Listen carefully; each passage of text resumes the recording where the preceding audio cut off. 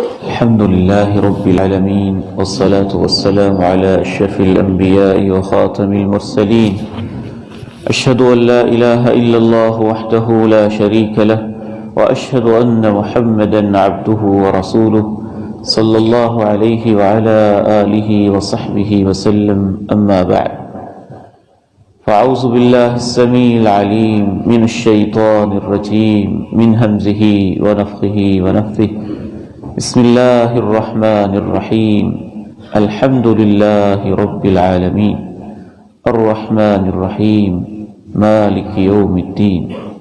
إياك نعبد وإياك نستعين، اهدنا الصراط المستقيم، صراط الذين أنعمت عليهم غير المغضوب عليهم ولا الضالين. آمین. شروع اللہ کے نام سے جو بے حد مہربان، مسلسل رحم کرنے والا ہے. تمام تعریفات اللہ ہی کے لیے خاص ہیں جو سب جہانوں کا رب ہے. بے حد مہربان، مسلسل رحم کرنے والا، بدلے کے دن کا مالک. صرف تیری ہی ہم عبادت کرتے ہیں، صرف تجھ ہی سے ہم مدد مانگتے ہیں. تو ہمیں سیدھی راہ دکھا دے، ان لوگوں کی راہ جن پر تو انعام کرتا چلا آیا، جو غضب یافتہ نہیں ہے اور جو گمراہ نہیں. سورہ فاتحہ ایک بے مثال صورت ہے. اس حوالے سے بالعموم کئی دروس میں نے آپ کے سامنے عرض کیا کہ تمام آسمانی کتابوں کا خلاصہ قرآن مجید ہے، اور قرآن مجید کا خلاصہ سورہ فاتحہ ہے. اور بعض علماء کہتے ہیں کہ سورہ فاتحہ کا خلاصہ ہے ایاک نعبد و ایاک نستعین. آج کے درس میں آپ کے سامنے یہ واضح کرنا چاہوں گا کہ سورہ فاتحہ پورے قرآن مجید کا خلاصہ کیسے ہے. ایک تو نبی علیہ السلام نے خود اور قرآن مجید نے اسے کہا ہے کہ یہ پورا قرآن ہے. آپ نے ارشاد فرمایا، جیسا کہ اللہ نے پہلے قرآن میں آپ پر یہ احسان کرتے ہوئے بتایا، وَلَقَدْ آتَيْنَاكَ سَبْعًا مِّنَ الْمَثَانِ وَالْقُرْآنَ الْعَظِيمِ. ہم نے آپ کو ایسی 7 آیات دی ہیں جو بار بار دہرائی جاتی ہیں. وَالْقُرْآنَ الْعَظِيمِ، ہم نے آپ کو قرآن عظیم دیا ہے. نبی علیہ السلام نے ایک حدیث میں ارشاد فرمایا، ہی السبع المثانی والقرآن العظیم. سورہ فاتحہ ہی سبع المثانی ہے اور سورہ فاتحہ قرآن عظیم ہے. یہ ام الکتاب ہے، یہ ام القرآن ہے. کیسے؟ الحمدللہ رب العالمین. قرآن مجید میں اللہ رب العزت کی جو توحید الوہیت بیان ہوئی ہے، توحید ربوبیت بیان ہوئی ہے، توحید الاسماء والصفات بیان ہوئی ہے. یعنی توحید کی 3 قسمیں علماء نے کی: توحید الوہیت، توحید ربوبیت، توحید الاسماء والصفات. اس کا خلاصہ ہے ان 2 آیات میں، الحمدللہ رب العالمین الرحمن الرحیم. الحمدللہ لفظ اللہ میں توحید الوہیت سمٹ آئی ہے، رب العالمین میں توحید ربوبیت سمٹ آئی ہے، الرحمن الرحیم مالک یوم الدین میں توحید الاسماء والصفات سب آ گئی. ایک دوسرے حوالے سے بھی دیکھیے، قرآن مجید کا ایک بنیادی موضوع ہے انسان کو اللہ کا تعارف کروانا.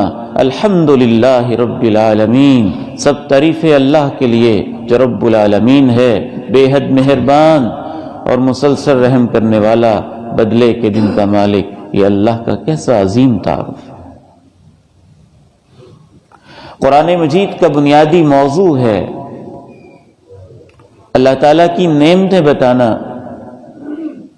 رب العالمین میں وہ سب کچھ آ جاتا ہے، تمام جہانوں کی ربوبیت، یعنی تمام جہانوں کی ہر چیز کو پیدا بھی اس نے کیا، ضرورتوں کی تکمیل بھی وہ کر رہا ہے، ان کو عروج اور ترقی بھی دے رہا ہے، اور ترقی دیتے دیتے رب کریم نے پھر جنتوں میں نعمتوں کو عروج پر بھی پہنچانا ہے۔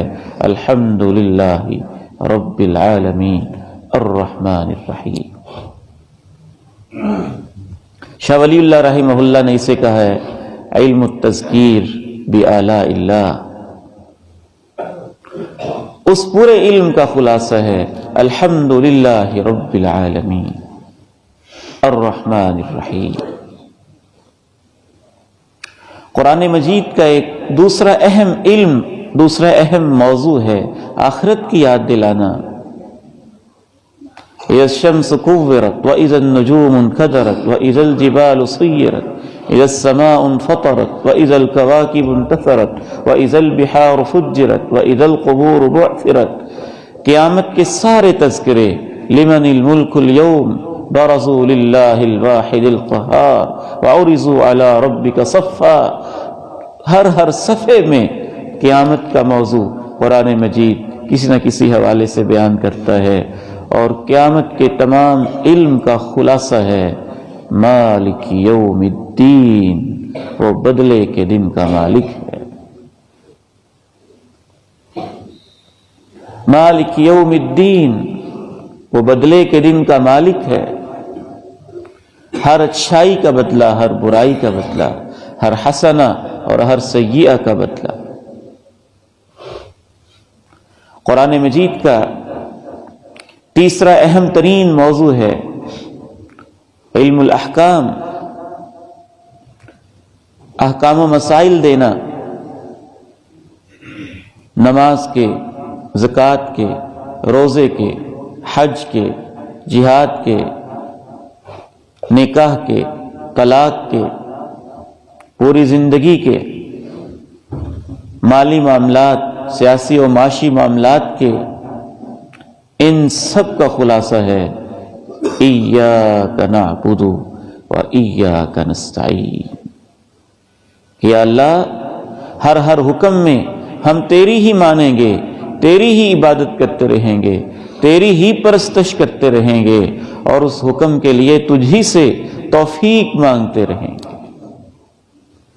ایاک نعبد و ایاک نستعین۔ قرآن مجید کا ایک اور اہم ترین موضوع، پورے کا پورا دین، اسی کی پھر یہ وضاحت ہے اہدنا الصراط المستقیم، اللہ تو ہمیں سیدھا راستہ دکھا دے، عقائد میں، عبادات میں، معاملات میں، احکام میں، نکاح میں، طلاق میں، سیاست میں، معیشت میں، معاشرت میں، اخلاقیات میں، ہر چیز میں ان کا بھی خلاصہ ہے اہدنا الصراط المستقیم۔ عقائد کا بھی خلاصہ ہے اہدنا الصراط المستقیم۔ قرآن مجید کا ایک اہم ترین موضوع ہے علم التذکیر بایام اللہ، لوگوں کو سابقہ اقوام و ملل کی یاد دلانا، جنہوں نے اس دین پہ عمل کیا ان کا کتنا پیارا انجام ہوا، ان کی موت کتنی حسین ہوئی، ان کی آخرت کیسی ہوئی، ان کو جنت میں کیا ملے گا، ان کو دنیا میں عزتیں کیسے ملیں، اللہ رب العزت نے ان کو، ان کی ذریتوں کو برکتیں کیسے دیں، ان سب کا خلاصہ ہے صراط الذین انعمت علیہم، ان لوگوں کا راستہ جن پہ تو نے انعام کیا ہے۔ انبیاء کے تذکروں کا خلاصہ ہے صراط الذین انعمت علیہم، صدیقین و شہداء و صالحین کے حسین یادوں کا خلاصہ ہے صراط الذین انعمت علیہم، استقامت کے پہاڑ بننے والے تمام نیک لوگوں کی زندگی کا خلاصہ ہے صراط الذین انعمت علیہم۔